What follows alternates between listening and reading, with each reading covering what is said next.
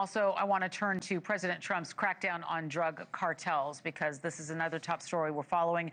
Tensions escalating with Colombia, as you know, after a new strike was announced on a vessel suspected of being associated with Colombian-based group.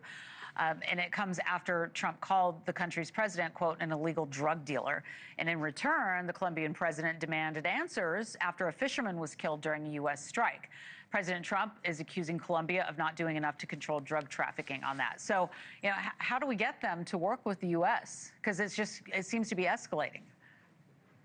I think we are actually on the track to get them to work with the U.S. because President Trump is showing some strength here, going after the cartels. And once these countries realize, their civilian leaders realize that President Trump will have their backs in fighting the cartels, whether it's Mexico, whether it's other places, it will empower them to go after the cartels. So there is this rhetoric going back and forth. This particular situation, who knows? But I really think the strength of going after the cartels weakens them and also, empowers the democratic process within all of these countries. So, you have to really juxtapose this with the Biden administration, with the open border where drugs were just coming through in mass. People are coming through in mass. What did that do? Not only did it harm Americans, but it made these drug cartels so strong and so powerful with all the money, because this is ultimately about money. So if they make less money or make no money, they have less power. So ultimately, this is a very good thing. This will help the United States citizens. And also, it's just a shifting the power that,